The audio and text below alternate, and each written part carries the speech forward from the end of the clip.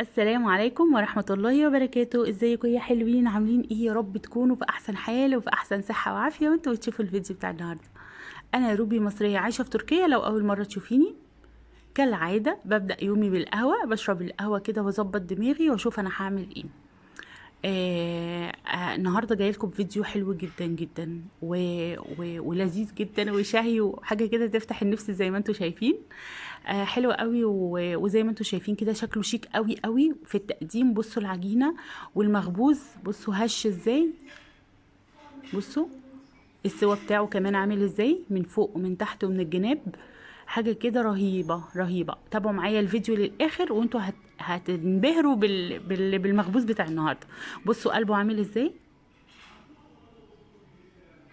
حاجة كده وهمية بصراحة. ما تنسوش بقى تحطوا اللايك عشان الفيديو بصراحة يستاهل ان هو يوصل للسما. ندخل بقى على طول في المكونات. انا معايا كيلو من الدقيق متعدد الاستخدامات اللي انت بتستخدميه في المعجنات العادي خالص ده. وبنخوله طبعا لان انتوا عارفين اي معجنات او اي مخبوزات اهم حاجه فيها ان انت تنخليها. وفايده النخل ده ان احنا اساسا بندخل فيه هواء، يعني بيبقى فلافي كده وبيبقى طري وهش وحلو. فالخطوه دي مهمه جدا جدا في اي مخبوز، في كيك، في اي حاجه. عشان تاخدي نتيجه كويسه لازم تنخلي الدقيق. طبعا لما ندخل الدقيق، اي دقيق سواء كيك سواء معجنات مالحه مالحه او حلوه، لازم نحط لها يعني سنه الملح دي. تمام تمام. انا معايا كوبايه من الميه العاديه وكوبايه من الحليب، وحطيت عليهم 4 معالق من السكر كبار، وباكت خميره اللي هو 11 جرام، ال 11 جرام العادي خالص، الخميره الفوريه. ماشي. هقلب الكلام الجميل ده كله. انا طبعا متعوده على الخميره بتاعتي، فانا عارفه ان هي الحمد لله يعني بتتفاعل بسرعه، فهسيبها وهشتغل بيها بقى على طول. معايا مكعب زبده صغير هستخدمه بعدين مش دلوقتي، ومعايا بيضه هاخد منها الصفار لوحده والبياض لوحده، ومعايا 80 جرام من الزيت. تمام تمام.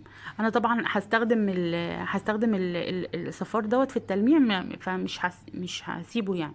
بس غطيه عشان ايه؟ عشان ما ينشفش منك. يا اما تحطي عليه معلقه لبن كده عشان تضمني ان هو مش هيعمل طبقه كده ولا وش. ماشي. انا زي ما انتم شايفين كده بنزل بكل المكونات مره واحده وببدا بقى اعجن. وبحضر جنبي كوبايه ميه عشان لو احتجت تاني بكمل يعني. زي ما انتم شايفين كده اول حاجه بنعملها ان احنا بنلم العجينه كلها على بعضها عشان نشوف مدى احتياجها للميه قد ايه. احنا مش بنحتاج الميه على طول، ومش يعني مش بنحط ميه على طول، ولا بنستخدم ميه كده بمجرد ما هي تبقى ناشفه. لا، لازم نفضل نعجن فيها كويس جدا جدا. اعجني فيها كويس جدا على قد ما تقدري. ولما تحسي ان هي ناشفه بقى خالص ومش قادره انت يعني تكملي عجن فيها، لا بتبداي تضيفي معلقتين ميه بمعلقتين ميه كده. طبعا حبايبي اللي معايا اللي متابعيني من الاول عارفين ان دي اساسيات العجن بتاعتنا. فانا بقول الكلام دوت عشان حبايبي الجداد اللي لسه داخلين معانا.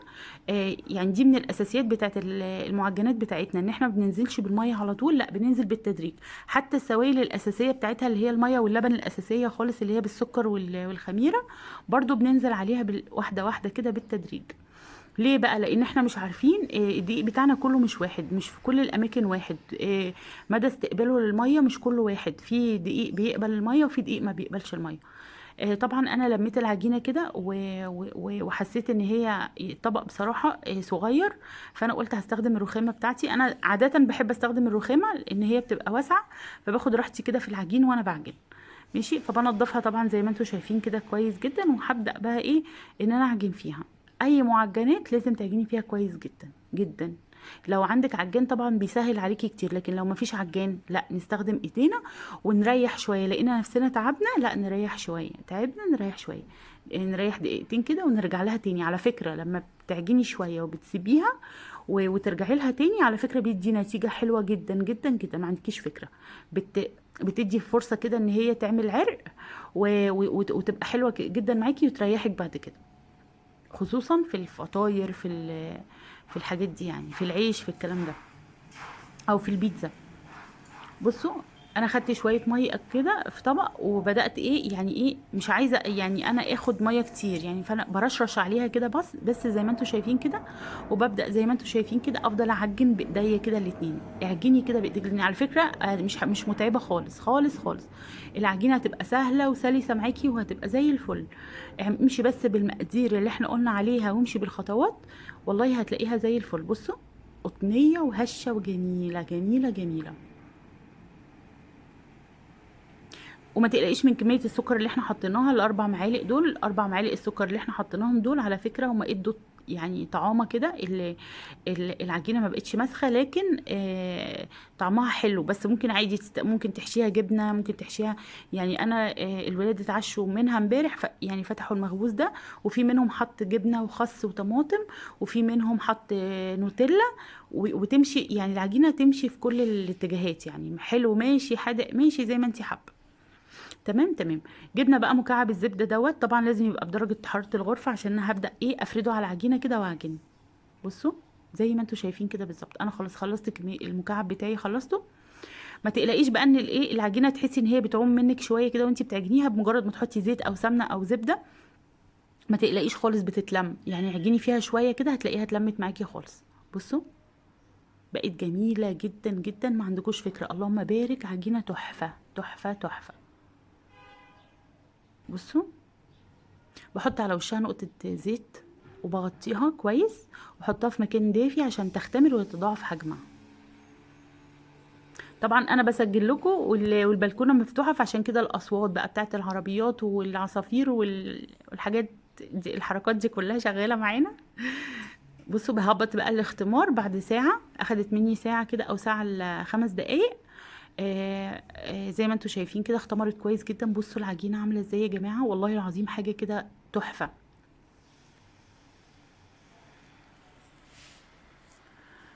زي ما انتم شايفين كده هقسمها، وابدا ايه يعني يعني اقطعها التقطيعات اللي انا عايزاها. جبت صينيه وحطيت فيها رشه من الدقيق خفيفه، وهبدا اقطع الجزء بتاع العجينه الاولاني اللي انا خدته بالحجم اللي يعجبك. عايزه التقطيعه تبقى صغيره، تمام. عايزه التقطيعه تبقى كبيره، تمام. انا بقى بعتذر عن الصوت، لان انا العماره اللي في وشي بيبنوها، فهم عمالين بقى يعملوا اصوات كده. انا هقفل ايه، هقفل البلكونه عشان الاصوات دي، وعشان ما اضايقكوش. بصي الحجم اللي انت حباه قطعيه بيه. بصوا من جوه تحسوا ان العجينه بتتنفس، والله العظيم بجد. يعني ما شاء الله ما شاء الله، عجينه تحفه بجد. انا قطعتها حجمها كبير شويه. انت ممكن تقطع يعني الكيلو عمل الكميه اللي انتوا شفتوها دي، وهتشوفوها في الاخر. لكن انت ممكن تصغري شويه العجينه، يعني على حسب بقى ايه، على حسب ولادك. يعني ولادك صغيرين ولادك كبار، قطعي على حسب ايه استخدامهم وحاجتهم. انا قطعته بحيث ان هو ممكن ينفع تفتحيه تعمليه ساندويتش او تحشيه. في فكره حلوه جدا برضو، يعني ممكن تجيبي الجبنه بتاعت الكريميه، وبالقمع بتاع الكريمه، وممكن ايه يعني من فوق كده تبداي تحشيه. هتبقى حلوه جدا وطعمها حلو قوي وشيك، ولا فتحتيه ولا غيرتي شكله ولا اي حاجه. في حين ان هو لو اتفتح على فكره شكله مش هيتغير خالص، وهيبقى جميل جدا جدا جدا. مش عايزه اقول لكم حلو قد ايه.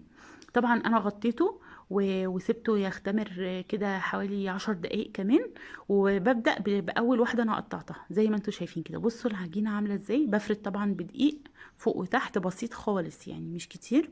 ببدأ أفرد بالشيء المعوق دوت لكن أنا هستبعده، وهستخدم الفرادة التانية اللي هي الفرادة التانية دي. احسن. يا بصراحه انا كان نفسي الاقي حاجه شبه اللي كانت عندي في مصر، بس بصراحه دي اولا حجمها صغير، ثانيا تحسوا ان هي بتترس كده شويه، ومش يعني عايزه تتظبط. فانا بصراحه لما لقيتها ضايقتني كده، فهسيبها وهكمل الاول هكمل بايدي، وبعدين هطلع التانية الكبيره. بصوا طريقه التشكيل بقى وركزوا معايا، سهله وجميله قد ايه ما عندكوش فكره. بصي بتعمليها على شكل دايره، وتجيبي بقى سكينه او بتجيبي قطعه البيتزا، وتبداي تحطي ايه المثلثات كده على بعضها. تمام. ركزي بقى كويس. هتحطي الاربع طبقات كده على بعضهم، وتجيبي بقى الستيك بتاع الشيش طاووق، وتعملي ايه الحز ده كده، وتبداي تلمي الاطراف كلها على بعضها كده زي ما انتوا شايفين كده بالظبط. سهله جدا وبتدي شكل رائع وتحفه. عايزه اقول لكم بعد ما خلصته انا قدمت للولاد والجوزي بصراحه والله العظيم ما صدقوا ان ده معمول في البيت ابدا. يعني عايزه اقول لكم لولا ان هم متابعيني وانا اساسا يعني جوزي كان نايم وصحي الصبح فطرته منه، والله ما صدق ان انا اللي عاملاه. يعني قال لي مش معقول ده اكيد شغل مخابز، يعني اكيد ده شغل مخابز. قال لي بصي ريحته اولا تحفه، السوا بتاعه حلو جدا جدا وطري وهش، ده معمول امبارح ده اكنك لسه عاملاه النهارده.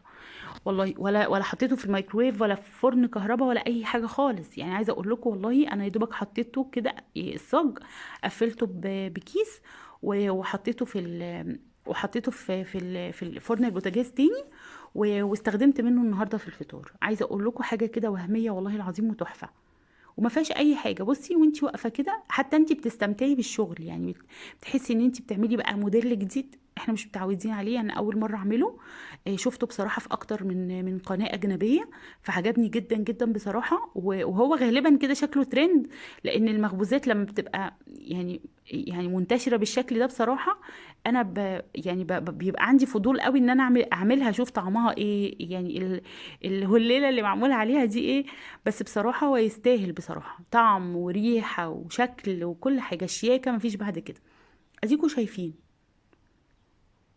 حلو جدا على فكرة. هنا بيستخدموه الأتراك، يعني بيعملوا الموديلات ديت في الفطار عندهم، بيهتموا قوي قوي قوي بموضوع الفطار والمعجنات في الفطار. انتوا عارفين ان هم اساسا مشهورين بالمعجنات.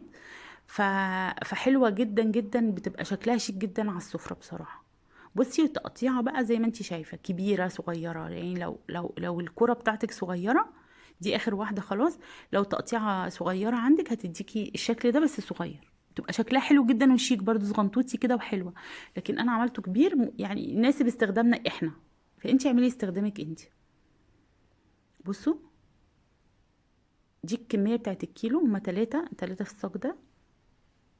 بصوا دي الكمية لان القطعية كبيرة. هو كده ولسه هيختمر تاني ماشي، يعني هو كده اختمر شوية لغاية ما كملت بقية التشكيل واختمر تاني. دي صفار البيضة وعليها ايه معلقة حليب.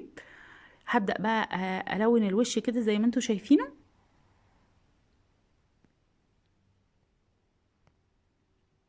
وبالميكس بتاعنا اللي احنا متعودين عليه، حبة البركة والسمسم على الوش كده. وشمي بقى احلى مخبوزات في بيتك، حاجة كده يعني والله العظيم عايزة اقول لكم يعني انا بستحرم والله الروايح الحلوة دي. يعني لازم ندي للجيران منها، بس الصراحة يعني ايه المرة الجاية بقى اديهم، لان هي ايه يعني اتنسفت ما شاء الله. يعني اتعشوا بقى منها، وتفضل بقى منها حاجات بسيطة كده للصبح، فما كانش ينفع خالص ادخل للجيران منها، بس المرة الجاية ان شاء الله لازم ادخلهم.